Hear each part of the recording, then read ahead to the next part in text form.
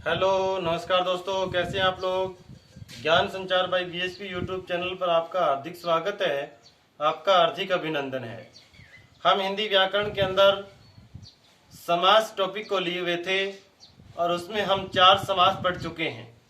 2 समास और रहते हैं, द्वंद्व समास और बहुब्रीहि समास। देखिए, आज हम उन दोनों समास को कंप्लीट करेंगे और जब हम नेक्स्ट वीडियो लेकर के आएंगे, उस नेक्स्ट वीडियो के अंदर हम अति महत्वपूर्ण उदाहरणों के ऊपर चर्चा करेंगे, जो प्रीवियस कॉम्पिटिटिव एग्जाम के अंदर आई हुई उदाहरणों पर हम विस्तार पूर्वक चर्चा करेंगे। देखिए, आगे का समास है हमारे पास। हमारा समास रहता है द्वंद्व समास। द्वंद्व समास और द्वंद्व का मतलब ही होता है आपस में टकराव, आपस में एक दूसरे के अपोजिट, एक दूसरे के एंटी, यानी कि लड़ाई झगड़े करने वाले।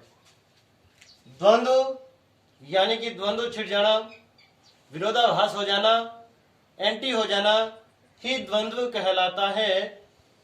तो देखिए, इसमें दोनों पद बराबर के होंगे। दोनों पद क्या होंगे? बराबर के होंगे। इसका मतलब जिस समास में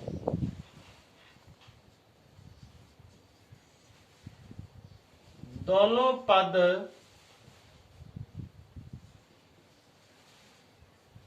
प्रधान हो और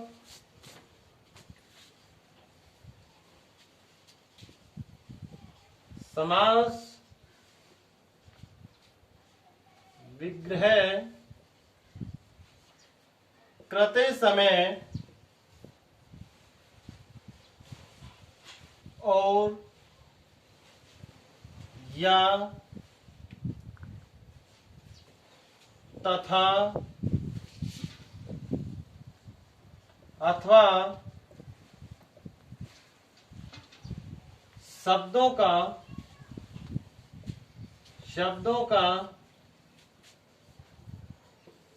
प्रयोग किया जाए, उसे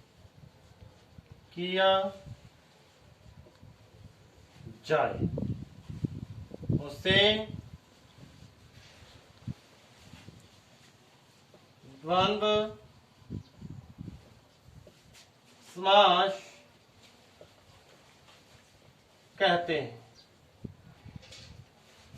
बस आपको ये बात ध्यान रखना है, कि जिस समास में दोनों पद प्रधान हो तो समास विग्रह करते समय और या तथा अथवा आदि योजक शब्दों का प्रयोग किया जाए, उसे द्वंद्व समास कहते हैं। और कॉम्पिटिटिव एग्जाम वाले बच्चे ये ध्यान रखना कि जिसके दोनों पद प्रधान हो और मोस्टली यानी कि 95% वर्ड एक दूसरे के अपोजिट मिलेंगे आपको, यानी कि 95% शब्द आपको विपरीतार्थक मिलेंगे, अपोजिट मिलेंगे।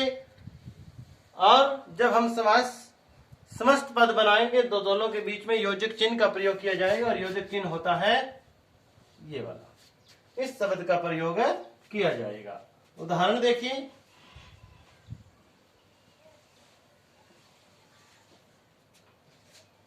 माता पिता। माता और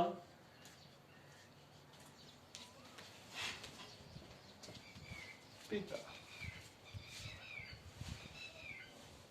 नया पुराना। नया और पुराना। इस प्रकार से बहुत सारे उदाहरण हो सकते हैं। ऊंचा, नीचा, आकाश, पाताल, धरती, आसमान। इस प्रकार से, यानी कि जिस समास के अंदर दोनों पद प्रधान होते हैं और या तथा अथवा आदि शब्दों का प्रयोग किया जाता है और समस्त पद के अंदर योजक चिन्ह का प्रयोग किया जाए, तो वो समास द्वंद्व समास कहलाता है। आगे हम पढ़ेंगे बहुब्रीहि समास। छठा है बहुब्रीहि समास। यानी हम द्वंद्व समास में पढ़ रहे थे जिसके दोनों पद प्रधान हो, लेकिन बहुब्रीहि समास के अंदर जिसके दोनों ही पद अप्रधान हो, यानी कि जिस समास में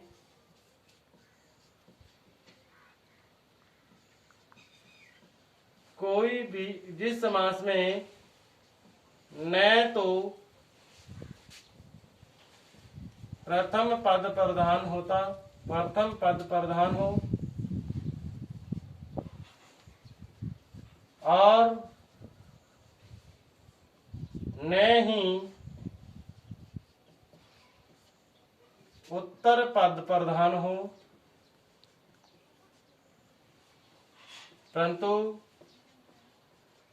परंतु कोई अन्य पद प्रधान हो,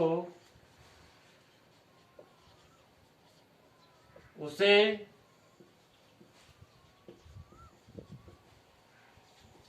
बहुब्रीहि समास कहते हैं। एकेडमिक स्टडी वाले विद्यार्थियों के लिए इतनी बड़ी परिभाषा है, लेकिन कॉम्पिटिटिव एग्जाम वाले विद्यार्थियों के लिए इतनी परिभाषा, यानी कि जिसका कोई अन्य पद प्रधान होता है, कोई तीसरा पद प्रधान होता है, वो बहुब्रीहि समास कहलाता है। उदाहरण देखिए,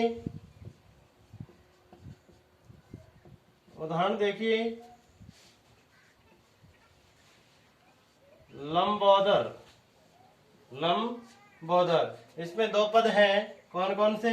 एक है लंबा, एक है उदर।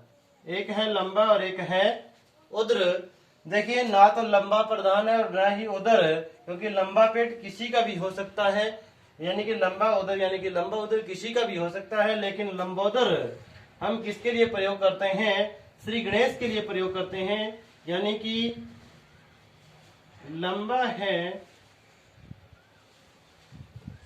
उदर इसका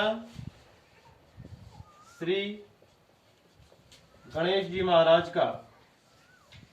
यानी इसमें ना तो पद प्रधान लंबा है और ना ही पद उदर प्रधान है, बल्कि प्रधान कौन है?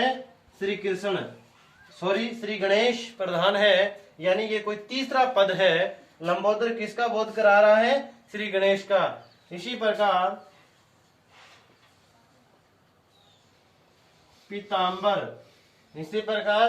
पीतांबर, यानी पीले हैं अंबर जिसके। देखिए, पित्त यानी कि पीला और अंबर यानी कि वस्त्र। पीले वस्त्र कोई भी पहन सकता है, लेकिन पीतांबर प्रयोग किया जाता है श्री कृष्ण के लिए। कौन है पीतांबर? श्री कृष्ण। यानी इसमें ना तो पीला प्रधान है न वस्त्र, लेकिन कौन प्रधान है? श्री कृष्ण प्रधान है।